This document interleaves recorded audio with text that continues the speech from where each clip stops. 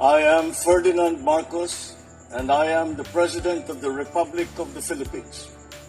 I stand today on behalf of 110 million Filipinos. Hi everyone, hello Universe, it's me again. Shout out sa inyo mga kababayan. But anyway, mayroon po akong dapat i-upload na video kasi gusto ko po sagutin ang mga pinapakalat po ng mga DDS na si First Lady Lisa daw ay hinuli sa US, no, nakadetain po, no. Biro nyo yun, ang tindi mga kababayan, lalo na po sa TikTok, agay, hinahanap nila sa akin. Well, anyway, so dahil dito, kung nakikita nyo dito mga kababayan, ang First Lady ay nasa Amerika mga kababayan. So, pakita natin yung highlights at saka yung mga date, okay? So, nakita nyo yan? The Beverly Hilton, California, USA. 7 ng March 2025. Dumalo po ang First Lady po doon. Bakit? Ito po yun, no? Ayan, no? Participation in the Manila International Film Festival. Agay, agay. The Beverly Hilton, California, USA, 7 March 2025. Ito yung mga highlights, ha? O, ayan. O, ito pa, oh. O, diba, ang ganda-ganda niya? Ang ganda ng First Lady, diba? See, may kumakanta pa. Si ano yan eh, Supunyo ba yan? Nung nanalo sa American na singing contest. Diba? Nag-guest siya doon. So, ito pa yung mga ibang highlights. Ipakita ko sa inyo yung wrap-up video niya. Yan pa. Nakita nyo yan? Ito yung guys, yung date para sigurado. See, participation in the Manila International Film Festival, 5-8 to March 2025. Photo opportunity with the personnel of the Philippine Consulate General in Los Angeles. Agay, agay. USA at March yan. Agay. Ito pa, mga kababayan. Ayan, nakita nyo yung mga yan? Kasama po dyan si, yung actress na si Butch Anson Roa. Di ba? Sa Amerika po yan. Yan, Participation in the Manila International Film Festival, 5 to 8 March 2025. Yan, kita nyo yan? A benefits concert for the Filipino community in Los Angeles. You see, mga best. Carrito Center for Performing Arts, California, USA, 8 ng March 2025. Actually, ang First Lady nandito na po sa Pilipinas yan. Agay. Ito yung mga highlights, okay? Ayan, nakita nyo po. Siguro kilala nyo ito, mga kababayan, eh. Ito, ito siya ay mayor yata ng Pasig yan. Kundi ako nagkamali, okay?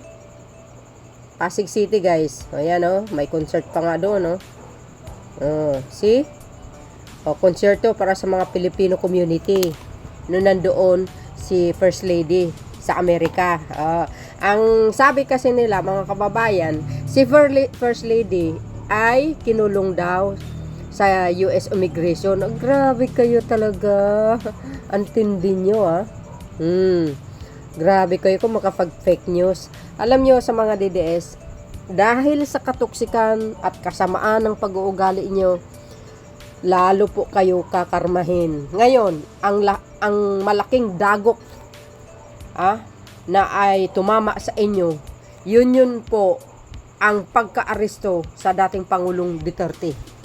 Tingnan nyo kung paano nyo inaalipusta ang First Family. 'Di ba? Minora, binastos, binalahura, inalipusta sa social media, lahat ng klaseng kasamaan na pananalita ay binuhos nyo sa Pangulong Marcos Jr. Now, the consequence, payback time yun sa inyo. Ika nga, it's payback time. Diba? Yan ang sinasabi natin, ang Diyos po hindi natutulog sapagkat ang Pangulong Marcos Jr. ay napakabait na Pangulo. Sige, alipustain nyo pa. Dahil sabi sa warrant of arrest ng ICC, mayroon pong co-predators ba ito? Nakalagay? Mahirap bigkasin. Ibig sabihin, may kasama at may kasunod pa na aaristuhin ng ICC. Oh, kaya hintayin po natin sino man itong mga ito. Okay? Pero nasa kaisipan ko, either si Bato or si Bongo at si Sara at yung mga ibang opisyal ng pulis. Kasama na po yan si dating opisyal, yung mataas na katungkulan sa kapulisan si Police General ba yun? Si Albayalde yan. Yung iba pa. So ito pa yung wrap up video ng ating First Lady. O ayan. Panoorin nyo si First Lady. You see? Diba? Sabi ng mga DDS, nakulong daw si First Lady sa Amerika. Tingnan nyo, nakita nyo, kasama niya po si Senate President Cis Escudero. Kasama niya po si Senator Jinggoy Estrada. Kasama niya po si Secretary Prasco ng DTI. Kasama niya po si Secretary ng Tourism. Yes, ang Tourism si Prasco pala. Ang Secretary ng DTI si Secretary Roque.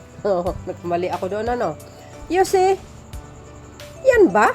Na sinasabi nyo, nakulong sa Amerika? Kasama pa po yung mayor ng Pasig. Alam nyo, kung magpakalat po kayo ng fake news, siguraduhin nyo na legit yung pinakalat nyo. Dahil pag hindi, mapahiya kayo mga kababayan. Yan ang hirap sa inyo. Tingnan nyo yan. Tingnan nyo naman. You see, wrap up video niya po yan. Habang nasa Amerika, ang First Lady. Ang tanong ko sa inyo, ano po ang basehan para ikulong siya sa Amerika? Mayroon ba? Alam nyo, si First Lady Lisa Marcos, galing sa prominenteng pamilya yan, Araneta. Yung ugali niya, professional lawyer, professor lawyer pala. Huwag nyo naman ikumpara sa pag-uugali nyo. Kasi kayo mga DDS, ang papangit ng pag-uugali nyo. Dahil sa kapangitan ng pag-uugali nyo, ayan tuloy. Ano ang balik sa inyo? Ang laking dagok, karma na natanggap nyo ngayon, taon na ito. Ano nga ba? Yung sinusuportahan yung pinuno na dating Pangulong Digong, nasaan ba siya ngayon? Nakulong siya ngayon sa ICC. Ayan kasama niya mga artista, si Boots Anson Roa. Kilala po yan. Saan kayo makakitang ganyan? Grabe kayo. Kung makapagpakalat kayo ng fake news, nakulong ang First Lady. Wow. Anong dahilan, mga kababayan? Hollywood pa yan, So, anong dahilan? Kasama si, Senate President Cis Escudero. Ang tanong, anong dahilan para makulong ang First Lady? Sige nga.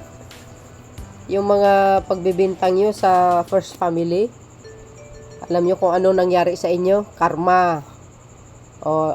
Nakasaad po doon sa ICC warrant of arrest. May co-perpetrators pa ba nakalagay doon. So, ibig sabihin, hindi lang si dating Pangulong Digong ang kakasuhan ng ICC, mayroon pa.